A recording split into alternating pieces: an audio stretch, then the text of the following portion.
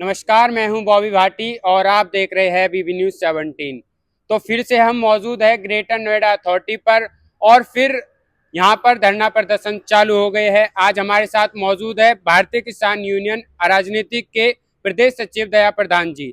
तो सर, मैं आपसे जानना चाहता हूं कि क्या आपकी मांगे हैं? हमारी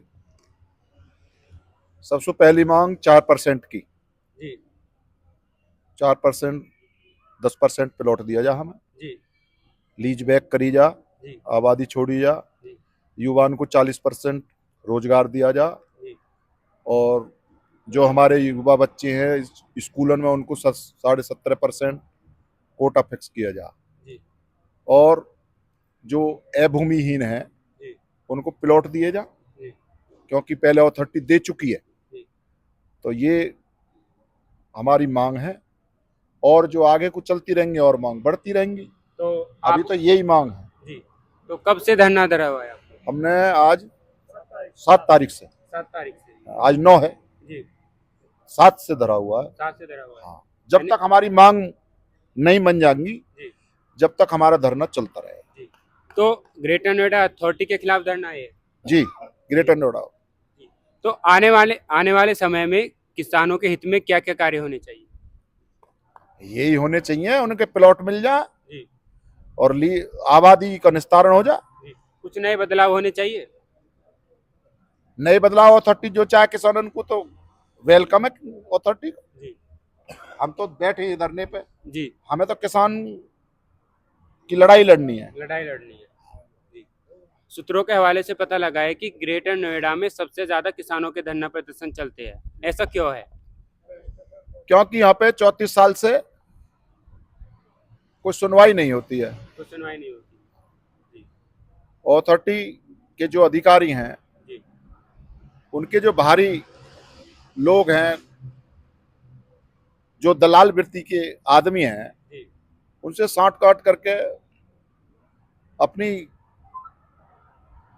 काम करते हैं। ये किसान के आधार पर काम नहीं करते। जी जो किसान की समस्या का समाधान करेगा तो समस्या बढ़ेगी ही नहीं। जी भाई किसान रजाबंद हो जाएगा, समस्या बढ़ेगी कहाँ। जी जो सरमाएदार हैं, जो बड़े भूमि भूमिवादी हैं या पूंजीपति हैं, जी उनकी बात सुनी जाती है। जी। किसानन की बात कम सुनी जाती है। कम सुनी जाती है। किसानन को तो जाने भी नहीं दिया जाता भीतर, जी जबकि किसानन की जमीन पर अथॉरिटी है, जी किसानन की जमीन है, जी किसानन का ही इसमें सब चीज लगी हुई है, जी। उनको जाने भी नहीं दिया जाता। अथॉरिटी के लोग कहते हैं कि हम तो किसानों के काम कर रहे हैं।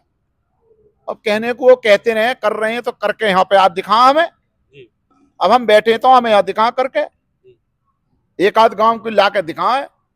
भाई 44 गांवन का मुद्दा है ये। जी एक आध गांव को तो ये तो बताएं कि भाई हमारे ये फाइनल है, प्लॉट फाइनल है, लीज आबादी फाइनल है, कोई दिखाएं तो सही। जी। लेकिन कोई दिखाते नहीं। आपका जो सांसद है उनके प्रति क्या नजरिया है? हम तो जो सरकार बन जाती है जी। उसके खिलाफ में ही रहे हैं। हम तो खिलाफ रहते हैं, ऐसा क्यों? आंदोलनकारी हैं। हम ऐसा क्यों?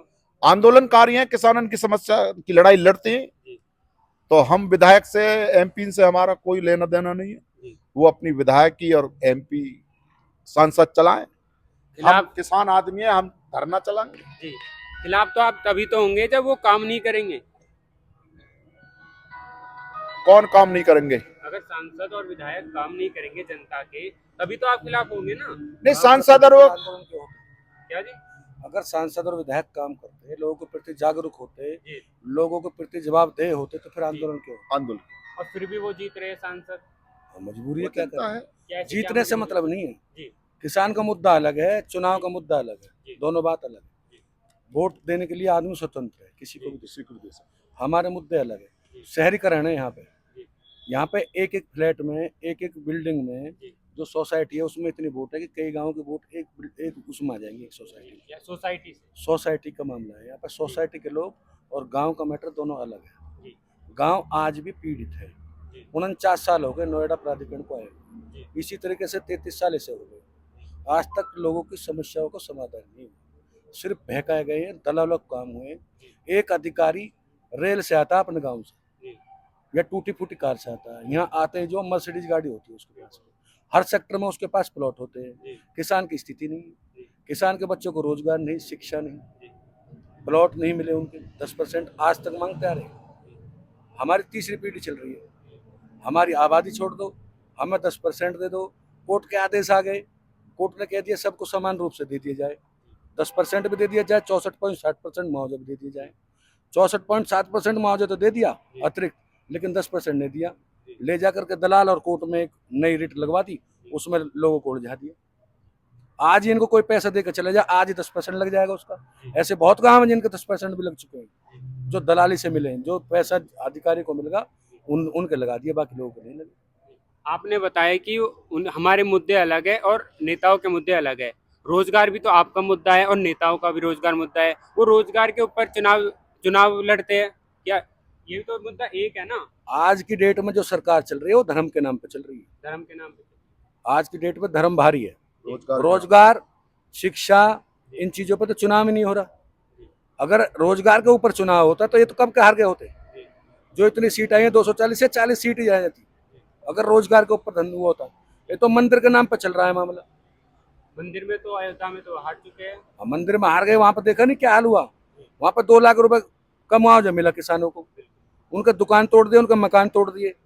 उन्हें बता रहे कि विकास हो गया। विकास किसने किया? महाराष्ट्र के लोग आगे, गुजरात के लोग आगे, जो बड़े बड़े उद्योगपति हैं, जो बड़े बड़े नेता हैं, उन्होंने जाकर होटल बना लिया वहां पे। वहां के मूल किसानों को क्या मिला? ठोकर। तो वहाँ भी यही स्थिति है और ग्रेटर नोएडा में भी यही स्थिति यहाँ तो फिर भी ठीक है। यहाँ दिल्ली के आसपास का क्षेत्र है, यहाँ पे कुछ काम कर लेता है आदमी। यहाँ पे किराए का भी साधन है, थोड़ा बहुत अपना कोई ना कोई गुजारा कर लेता है आदमी। लेकिन वहां पे तो कुछ है ही ना। मतलब एक लंगोट में रहने वाले आदमी, वहां तो निहात गरीब आदमी, उनके साथ जाति करी इन लोगों को। वहां तो अगर उसकी स्थिति देख ली जाए तो पूरे देश में सरकार ही नहीं आनी चाहिए इन लोगों को। उत्तर प्रदेश में आनी चाहिए। उत्तर प्रदेश में भी नहीं आनी चाहिए थी जो वहां की स्थिति देगा। किसान तो सब एक है ना भाई, पूरब से लेकर पश्चिम और उत्तर से लेकर दक्षिण तक का किसान एक। तो क्या किसानों के धरना प्रदर्शन से 2029 में फर्क पड़ेगा? ये हमारा विषय नहीं है, ये विषय है राजनीतिक लोगों का। हम तो सिर्फ जिस मुद्दे में बैठे हैं उस मुद्दे में बात करेंगे। हमारे मुद्दे हैं, हमारे आबादी के मुद्दे हैं, हमारे लीज बैक के मुद्दे हैं, हमारे 64.60% मुआवजे के मुद्दे हैं, रोजगार के मुद्दे हैं, जो निजी स्कूल है यहाँ पे उनके मुद्दे हैं, सरकारी अस्पतालों में अच्छी जो चिकित्सा की सुविधाएं उनके लिए मुद्दे हैं। तमाम मुद्दे हैं, गांव के विकास के मुद्दे हैं। आपसे पहले भी कुछ 44 गांव के लोग यहाँ किसान बैठे थे, उनकी भी यही मांगे थी 10% की, रोजगार की, और लेकिन उनको 1 साल से अथॉरिटी द्वारा बहकाया जा रहा है। 1 साल से नहीं बहकाया जा रहा, 1 साल जब से प्राधिकरण बने जब से बहकाया जा रहा है। 1 साल से तो बैठे जब हैं। जमीनें ली गई तब उन्होंने कहा, अधिकारियों ने हमारे बुजुर्गों से, हमारे बाबा से कहा कि आपकी जब हम जमीन ले लेंगे बाबा, तो हम आपके बच्चों को रोजगार देंगे, आपके बच्चों को शिक्षा देंगे, सरकारी नौकरी मिलेगी आपके बच्चों को, आपको 10% विकसित करके प्लॉट देंगे। क्या मिला? कुछ भी तो नहीं मिला। बाबा भी चले गए, पिताजी भी चले गए, अब हमारा नंबर आ गया, अब हमारे बच्चों का नंबर आ जाएगा लड़ने के लिए। यही तो बात है, और तो कुछ नहीं है। जो सरकारी स्कूल के यहाँ पे 17 रुपए फीस लगती थी हमारे जमाने में, 3 महीने की, 1 महीने की नहीं 3 महीने की, और शिक्षा बहुत अच्छी थी।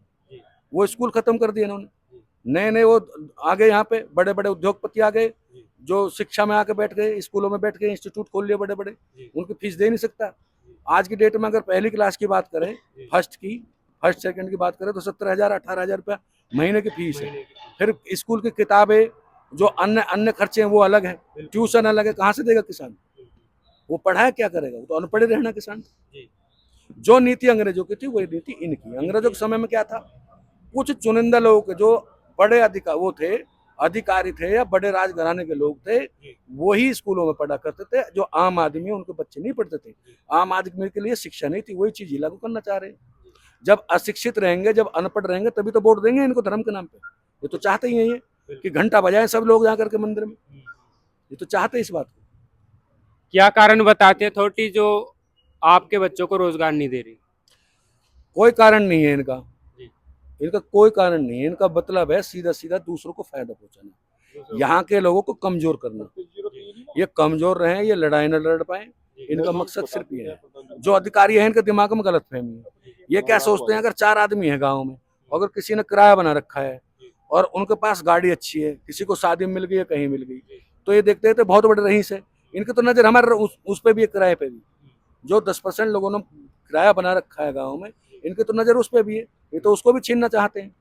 ये कहाँ हमें कामयाब होते देखना चाहते हैं, ये नहीं देखते, ये तो ये चाहते हैं कि हमारे फटे हाल हो। ये कुर्ता देख रहे हो आप, इससे भी बुरा कुर्ता हो, इसे पजामा हो, ये फटी हुई धोती हो इनके हाथ में, और इनका हाल खराब हो, जो चर्बी थोड़ी बहुत चढ़ रही है ये भी सूखी हड्डियों की तरह हो, बस ये तो ये चाहते हैं। ये कहाँ चाहते हैं किसान? हाँ, तो स्थिति है तो वो अपने एसी में बैठे, आप बाहर बैठे हो। बाहर बैठे गर्मी में जी 48 डिग्री का टेम्परेचर, किसान बैठा है, जी। वो उसमें बैठे। आप अपनी जमीन देकर यहाँ पर बैठे हो, वो जमीन लेकर वजह से बैठी है एसी में। जिस आदमी ने ये ग्रेटर नोएडा अथॉरिटी जिस भूमि बनी है, उन लोगों को मूल मुआवजा भी नहीं मिला अभी तक। उन लोगों को वहाँ का 64.7% भी नहीं मिला, 10% नहीं मिला। वो क्या करेंगे? आबादी उनकी नहीं बची हुई, आबादी में जाके देखोगे तो नोएडा नाम दर्ज है, ग्रेटर नोएडा प्राधिकरण का नाम दर्ज है। जो 50-50 साल पुरानी आबादी है उनमें ये प्लॉट लगा देते हैं, उनको ये कहते हैं ये हमारी है, पेनल्टी भी लगा देते हैं। पेनल्टी भी लगा देते हैं, तोड़ने का खर्चा और लेते हैं। किसान तो मजबूर है। जो कॉलोनाइजर है, जो वास्तव में ही जो इंक्रोचमेंट यहाँ पे करता है, उसको कुछ नहीं कहते, क्योंकि वहां से मोटी रकम मिलती है। जो किसान है, जो गरीब है, जो लड़ाई लड़ना नहीं जानता, जो किसी रास्ते को नहीं जानता, उसको जाकर तोड़ देते हैं, दिखा देते हैं कि भाई ये हमने इतनी जमीन खाली करा दी। जो बिल्डर यहाँ पे काम कर रहा है, जो कॉलोनाइजर काम कर रहा है, उसके खिलाफ कोई कार्रवाई नहीं होती। तो आपका धरना अनिश्चितकाल के लिए? अनिश्चितकालीन है, जब तक हमारी मांगे पूरी नहीं होंगी, जब तक हम नहीं हटेंगे। तो आप यहाँ पर देख सकते हैं ग्रेटर नोएडा अथॉरिटी ने किसानों का क्या हाल क्या हुआ है। मैं ग्रेटर नोएडा के लोगों से रिक्वेस्ट करना चाहता हूँ इस वीडियो को ज़्यादा से ज़्यादा लोगों तक शेयर करें, क्योंकि ये ग्रेटर नोएडा अथॉरिटी ट्वीट पर लिखती रहती है हमने इस क्षेत्र में ये काम किया, गांव में ये काम किया, लेकिन आप सच्चाई जानिए कि सच्चाई क्या है। क्या वाकई में वो गांव में गए हैं, उन्होंने काम किया है, या फिर झूठे में ही लिख देते हैं कि हमने ये काम किया। तो ऐसी वीडियो को देखने के लिए सब्सक्राइब कीजिए BB News 17। धन्यवाद।